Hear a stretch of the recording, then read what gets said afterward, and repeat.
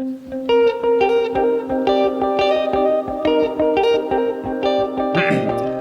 guys, welcome to episode 9 of the Equity Podcast. I'm Joe and this is Berek. What's up, guys? Today we're going to talk about supplements, and more specifically supplements that we think work, 4 of them in particular. It's science. Science think work, yes. Right. After that, we have some Q&A from our members, and that'll be it for the day. Yep.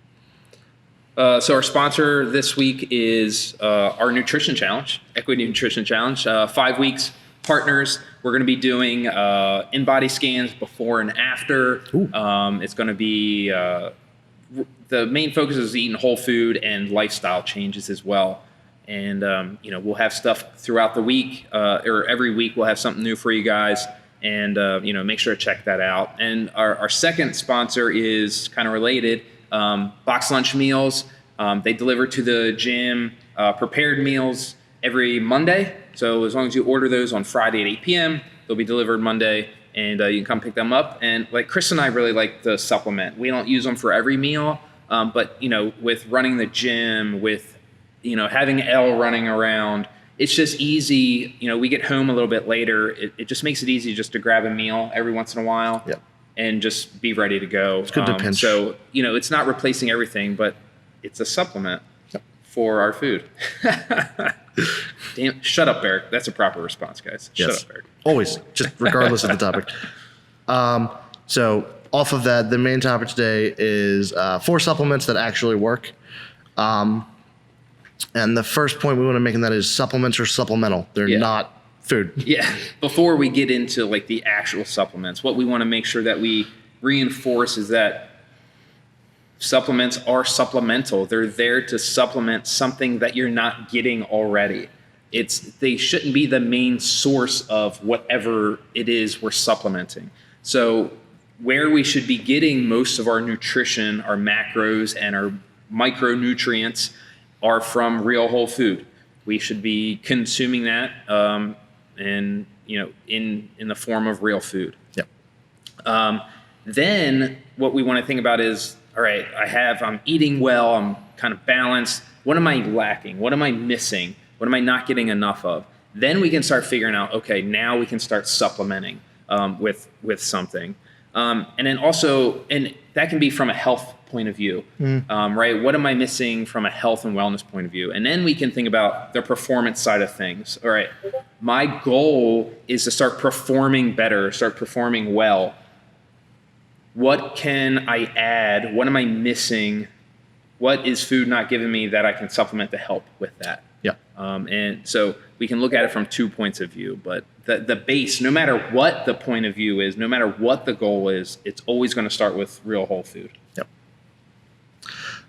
And the next thing we're going to talk about is the actual supplements themselves, the 4 that we recommend the most. Whey or casin, vitamin D, fish oil, and creatine. Yeah. So we're going to kind of break these down. The first one, more of a general term, is going to be protein. Yeah. Right. So protein is going to help build muscle. It's going to help you recover. And they're super important. You need some sort of protein to live. It's one of the major micronutrients.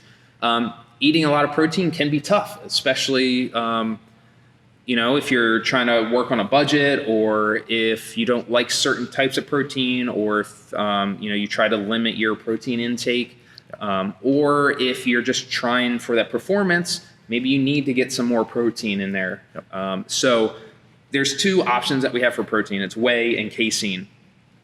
Whey is a fast-acting protein where your body's going to be using that immediately. Yep. So usually that's going to be taken in a form of a shake, because your body can absorb those nutrients immediately. Yep. Casein, on the other hand, is going to be something that's slower. The body cannot absorb it right away. It can't break it down right away. It's something that's going to be absorbed over time. So generally speaking, the whey should be consumed right after a workout, generally with a carbohydrate and without a fat. Yep. Okay. And then with a casein, you can consume it with whatever. A lot of people, casein would be the ideal thing for any other time you want to try and get protein in besides post-workout. Taking casein post-workout is not beneficial. You might as well just wait till later. So a lot of people like to take casein at night, make like a like casein pudding or like a chia seed pudding, and then they put casein in it, something like that.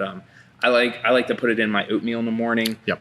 That type of thing. So that's the main protein source. So if you're not getting enough protein, whey, casein is super effective, and it's super cheap too. Like really cheap to get it. So really beneficial. The next one is vitamin D. During the summer, this isn't really a big issue. Because if you're outside and the sun is hitting your skin, you're getting vitamin D. But during the winter, is when we really want to look into supplementation. I try to take it all the time just to keep that habit going. I don't want to kind of get out of it and get back in it. So I kind of stay on it all the time. And vitamin D helps with cognition, immune system, helps with your bones, helps with testosterone. Testosterone. I'm butchering that, but you guys know what I mean. And it's super beneficial. Babies you have to supplement with D if you're formula feeding. You want to, not formula feeding. If you're breastfeeding, you want to supplement with vitamin D because they're not getting that in. So like the body needs it. So make sure you're getting that in. The one caveat with vitamin D is it has to be consumed with a fat. Okay. Which, look at this segue, goes into our next one, fish oil, right? So when I take my fish oil, I usually take it with vitamin D, right? Because vitamin D has to be taken with fat in order for our body to consume it, or to absorb it rather. And fish oil is a perfect supplement for that. And fish oil is great for inflammation. It helps us balance our omega 3 to 6 ratio. So if you're eating a lot of processed foods, your omega 6 is going to be really high, and your omega 3 is going to be really low. So what we want to do is we want to try and get that to as close to even as possible. Omega 6s aren't ideal. Omega 3s are a little bit better. So one, reducing your processed meat, your processed food consumption will help reduce that omega 6, which is the more important number, is to reduce the omega 6. It's also easier than raising the omega 3. Like that's really hard. So getting a little bit of fish oil can definitely help with that, and it's really easy. I remember back in the day when my dad used to take fish oil. I remember him doing that, and this was back in probably the early 2000s. Yeah, right around the 2000s. And I would just remember, you can kind of speed that up. Sorry, guys. So we may have taken a break. We'll see how Joe edits this. We may have taken a break. There was just some loud noise. So my dad was taking fish oil, and it always made your breath smell like fish. Yeah. And the fish oil technology has increased to where you don't really have that anymore. So, try and get some fish oil in there. All right. Last one, creatine. This is the most researched supplement out there. There's so much research on this, it's dumb. And the reason it is I remember when I was in high school, people used to think creatine was steroids. Yep. So what happened was people were like doing research on it because, what is this thing? What is it? And there's been so much research. It is literally the safest supplement you can do. There's no side effects. It only helps you. And what it does is it really helps with our phosphagen system, so that really short duration movement. So your muscles have creatine in them. When you take a creatine supplement, we're increasing the levels of creatine in the cell, and that's going to help you in that short range duration. And it has a lot of other benefits. We can read about that, but that's the real big one. In order for creatine to be effective, you have to consistently take it, because what happens is, if you just take it once, you're just going to have this spike in the cell, and then it's just going to drop, and it doesn't help you. You have to be constantly taking it in order to keep those levels of creatine high in your cells. So micronized creatine, great thing to do, and you just put it in your shake if you do a shake. It's tasteless. It's really easy to take. Cheap. Yeah, stupid cheap. All these are fish oil. Probably the most expensive, but all the rest of them are relatively cheap. So finally, I'm going to add a little honorable mention. A ZMA, or honestly, you could probably just get away with a magnesium supplement, but I like ZMA because it has some B vitamins in it as well. And magnesium can help you sleep. I know I don't take it right now, but I know when I took it, I definitely saw an improvement in my sleep. So it's something to look into if you have some issues sleeping, or you just want to get better recovery and start sleeping a little bit better. That might be something to look into. So a ZMA or magnesium, and if you get more B vitamins, that's always a good thing as well. And like I said, it helps you sleep. So those are the 4 plus a little extra honorable mention. Probably one of the hardest things about taking supplements is finding out, and just like the research aspect of finding out what would work for you and what's safe to take. So we have a couple resources for you guys to look into. So 2 resources. The first one is examine.com. This is what supplements should I take? Like, should I be taking whey? Should I be taking vitamin D? What are the benefits? What are the what are the side effects? What are the concerns? How much should I take? It's not take this brand or this brand. It's protein is good for this.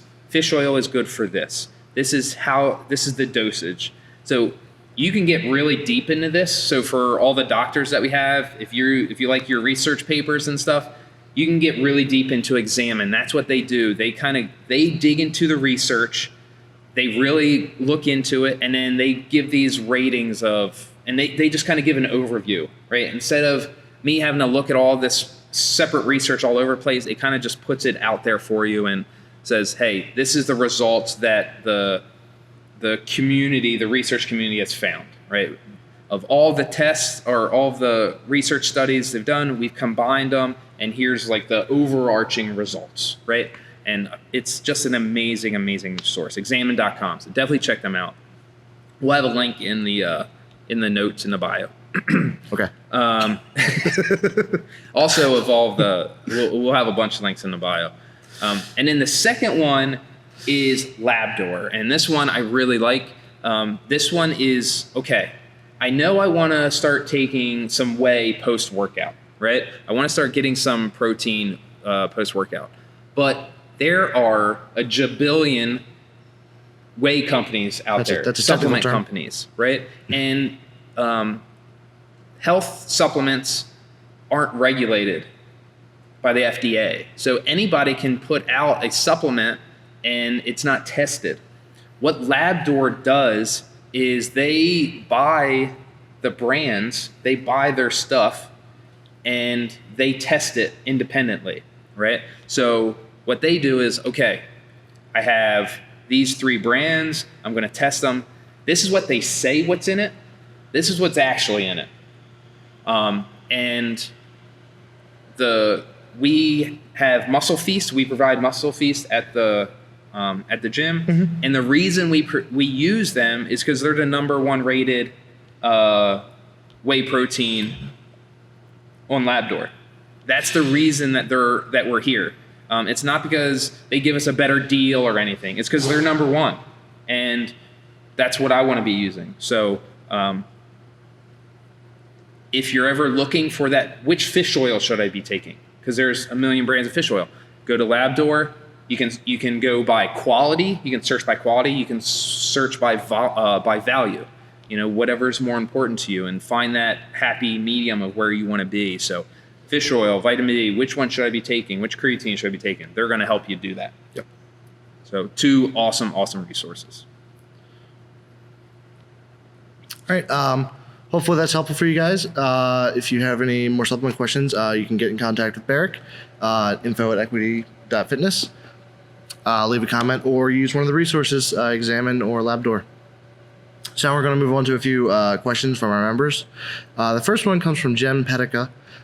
She's asking, how and when should I use a belt? Yeah, great question. So, you'll see, when you first walk in, first start at the gym, you're going to see like some of the people that have been here for a while, like, oh, they're using belts for deadlifts and for squats or for clean and jerks or whatever. And people are like, well, when should I use that, and how do I use that? Well, first I want to explain is why we're using a belt. And the reason that we use a belt is to increase abdominal pressure. Yep. And so we have our spine, and when we get ready to pick something up heavy, what we're going to do is we're going to brace our midline. And what that does is it increases the pressure inside of our abdomen, and that pressure helps support our spine, right? And that keeps our spine safe. When we wear a belt, we want to put it right around our belly button, generally speaking. And then when we get ready to lift, we're going to take this big belly breath and we're going to push against the belt. When you have something to push against, you can create more tension. Yep. Increased tension means more stability in that abdominal area, in that torso, and now I can support my spine even more, right? There's even more pressure there to support my spine. That is why we use a belt, and that is how we use a belt. It is not for your lower back. It is not meant to be low, right? It is to support the spine, not to help your lower back. And a belt is never a safety device. If you feel unsafe lifting, a belt is not the way to fix that 100%, whatsoever. 100%. It's not, oh, my back's hurting, so I need to put on a belt. No, Stop your back's lifting. hurting, you need to stop lifting, or you need to go Fix later. something in We your need form, to or fix the mechanics of your lift. Yeah. Right? Now, with that increased pressure, we can lift more weight. Yep. So generally speaking, I find that when I put a belt on, I'm lifting at least 10 pounds more, at least. And then also it just helps me, it helps remind me to keep that pressure. It gives me something to push against, and it's easier to push against that thing, and helps me stay stable in the long term. So when should you be doing it? If your goal is performance, that can definitely help. If your mechanics are really good, we can start adding that belt into it. But we need to see the mechanics first. Yep. It's just like a belt is just like intensity, or it is a form of intensity. We want to see mechanics, we want to see consistency, then intensity. So that's when we would bring it in. And one thing with a belt you have to remember, and this is at least for me specifically, the more you use a belt, the more the percentage of your lift goes up when you put the belt on. Yeah. Which is good and bad, because one, when you put a belt on, you feel great. Yeah. That being said, the more you use a belt, the more you start to rely on a belt. Yeah. And when you lift without the belt, your numbers are not going to be anywhere near where you're used to. Yeah. So you want to limit that if possible. One of the things that I do when I'm like, if we're doing deadlifts 5x5, I try to not use the belt as long as possible. Yep. Same with like a reverse grip. I'll actually try to hold a double overhand grip as long as I can, because that helps build good mechanics, and it helps make sure that I'm moving well. And then when I'm ready to get after it, I'm like, all right, let's throw that belt on and get it. There's a mental boost too. Just feels good. Yeah. It's like, man, that last set was really heavy. You put the belt on, it's heavier weight, and now it feels like the same weight. Yep. Our next question comes from Samantha. When should I go see someone for an issue I'm having? Yeah. So, and I paraphrase this Yeah. So let's say I'm having a shoulder injury, and it's not like hurting, but it's been bothering me for a while, or it's some other injury. When do I need to do it? That happens a lot. If you're active, something's going to happen eventually. You know what I mean? You're going to have something that's going on. I find that if something is bothering you, if it's over 2 weeks, you should probably at least start considering to see somebody. Yep. Right? If it's a month, you need to go see somebody. Those are pretty much the time frames that I use: 2 months and a month. And it also can be something where, like, is it getting better? Or like, if it's starting to get better after 2 weeks, you're like, okay, maybe I'll give it another 2 weeks. Like, it's a little, the answer is always it depends. But, if it starts feeling a little bit better. Now, if we start seeing this recurring, like, all right, I had this knee issue and it's gotten better, and now I'm having a knee issue again, and then I'm having a knee issue again. It's like, okay, we need to think of something. So the order might be, all right, let's ask the coach, right? Let's ask the people in the gym, because maybe they can at least start giving me a path. Like, maybe they've dealt with it. Maybe they can let me know. Asking a coach is a great way to start. We've dealt with so many other people dealing with issues. Then it's probably going to see, like, maybe think about like somebody who works in a CrossFit field, like in the PT field. Lindsay at CrossFit Bear is really awesome. She is an actual PT, and she is a CrossFitter, so she kind of sees like our side of things, and like she's not going to tell you you need to stop working out, because that's not an option. We're going to keep working out. Just let me know what I have to do to get better. That's and Drive then finally, PT, by the way. and then finally, we want to go see a doctor if it's really getting crazy. Yeah. You need to search out the people to get better. Yep. And then kind of bouncing off of that question, we have a question from Dave asking what the difference is between a physical therapist and a chiropractor. So before I answer that, we have like 5 Daves. So it's Dave Mitchell. Dave Mitchell. I wasn't sure how. Yeah. Dave Mitchell. So physical therapist, chiropractor. The answer is the one you trust the most, I think. And that is different for each person. I think just like in anything, there's great physical therapists, great chiropractors. There's good ones, there's bad ones. So find somebody that you're comfortable with, and go to them. If you don't have somebody, start asking around the gym, start asking around your peers. That can help a lot. I personally, chiropractors,